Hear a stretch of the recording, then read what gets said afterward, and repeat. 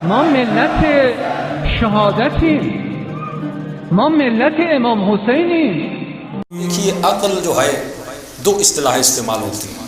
کہتے ہیں عقل مطبوع ہے اور عقل مسموع ہے. عقل مطبوع کیا ہے؟ جسے عقل طبعی کہتے ہیں، نیچرل عقل، نیچرل وزڈم. یہ کیا ہوتا ہے؟ ہر بچہ جب پیدا ہوتا ہے تو عقل طبعی لے کر پیدا ہوتا ہے. کوئی بچہ ایکسٹرا آرڈنری ہوشیار ہوتا ہے، کوئی بچہ تھوڑا سا ڈل ہوتا ہے، کسی کی میموری بہت پاورفل ہوتی ہے، کسی کا شعور بہت پاورفل ہوتا ہے. ایک بچہ 10 سال کا ہوتا ہے، ایک بچہ 7 سال کا ہوتا ہے، لیکن 7 سال والے بچے کا شعور بہت زیادہ ہوتا ہے. ایک 25 سال کا ہوتا ہے، اس سے زیادہ 15 سال والے کا شعور بہت مضبوط ہوتا ہے.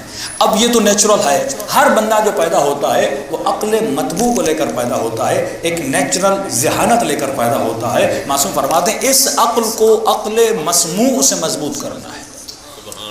کون سی مسموع؟ یعنی سن کر. کیا سن کر مضبوط کروں؟ اہل بیت کے فرامین کو سن کر مضبوط کروں. یہ مسموع ہے. جو سنو گے وہی چیز تمہاری عقل پر اثر ڈالے گی. اب سوال یہ ہے کہ 24 گھنٹوں یہ کان بڑی اہمیت رکھتے ہیں. ڈاکٹر سے پوچھئے 4 مہینے کے بعد جب بچہ پیٹ میں ہوتا ہے سب سے پہلے میرے خیال میں سماعت اس کی ایکٹیو ہو جاتی ہے.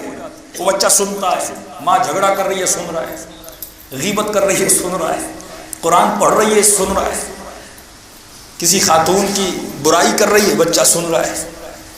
یہ تباہی جو بچہ 4 سال کا حافظ قرآن بنا تھا کیسے بنا؟ 2 سال کے بعد تو بچہ بابا بابا کہنا شروع کرتا ہے، اور 4 سال میں اس نے پورا قرآن پڑھنا شروع کر دیا. ان کی ماں سے اور والدہ سے پوچھا کہ آپ نے ایسا کیا کیا؟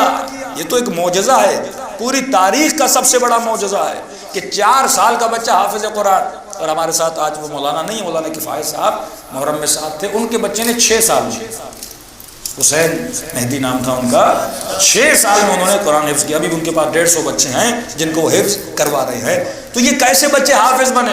ایک اور بچہ ابھی ایران میں جو ہمارے دوست کا ہے، اس میں تو اللہ نے بڑی خدادادی صلاحیتیں رکھی، لیکن ان کے پیچھے فیکٹرز ہیں. ایکشن کا ری ایکشن ہوتا ہے نا، تو جب ایکشنز اچھے ہوں گے تو ری ایکشن بھی اچھا ہوگا. جب ایکشن برا ہوگا تو ری ایکشن بھی برا ہوگا. اب ان کی تباہی کی والدہ کہتے ہیں کہ جب میرے پیٹ میں تھا تو میں اتنا قرآن پڑھتی تھی. آج ہم قرآن سے بڑے دور ہیں. یہ ماں ٹی وی پہ بیٹھی ہے، ڈرامے پہ بیٹھی ہے، لیمو کھا رہی ہے، کھٹی چیزیں کھا رہی ہے، سب کچھ اس کو دیا جا رہا ہے، کیک دیے جا رہے ہیں، جوس دیے جا رہے ہیں. بھائی یہ تو جسم کی غذا ہے، تھوڑی سی بچے کی روح کی غذا کے لیے کرو. روح کے لیے کیا جوس پلائے جا رہے ہیں، سب کچھ کھلایا جا رہا ہے، لیکن اس کی روح کا کیا ہوگا؟ یہ جو تمہارے پیٹ میں ہے 4 مہینے کے بعد خدا کہتا ہے نفخت من روحی، میں اس میں اپنی روح کو ڈال دیتا ہوں. تو روح کے لیے تم نے کیا کیا؟ 4 مہینے تو جسم بنتا رہا، لیکن 4 مہینے کے بعد اس میں روح آنی ہے. کہتے ہیں من و تن. من کیا ہے؟ روح ہے. تن کیا ہے؟ بدن ہے. آپ کے اندر من بھی ہے تو تن بھی ہے. تم تن کے لیے تو کر رہے ہو، لیکن من کے لیے تم نے کیا کیا؟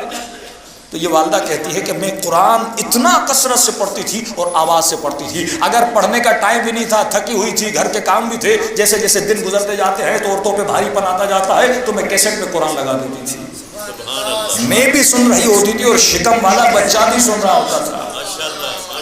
کہ اب جیسے پیدا ہوا اس کے بعد بھی میں نے چھوڑا نہیں، وہی کیسٹ چلتی رہتی تھی، ریپیٹڈلی قرآن چلتا رہتا تھا. جب بچے نے تھوڑا تھوڑا بولنا شروع کیا تو ہم نے اس کے سامنے، کیونکہ اس کی سماعت بڑی مضبوط ہوتی ہے، حافظے میں چیزیں جتنی سن کے آپ یاد کر سکتے ہیں اتنی پڑھ کے بھی یاد نہیں کر سکتے. سماعت بڑی مضبوط ہوتی ہے، بہت پاورفل ہوتی ہے. تو ہم نے بچوں کو پڑھنا شروع کیا، پڑھانا شروع کیا، یاد کرانا شروع کیا. ایک وقت ایسا آیا کہ ہم بھی حیران رہ گئے. کہنے لگی میں سورہ حمد آدھی پڑھتی تھی کہ بسم اللہ الرحمن الرحیم الحمدللہ رب العالمین الرحمن الرحیم. بچہ آگے پڑھتا تھا مالک یوم الدین ایاک نعبد و ایاک نستعین. خود کنٹینیو کرتا تھا کیونکہ اس کے حافظے میں اور اس کی میموری میں یہ چیز ڈل گئی تھی.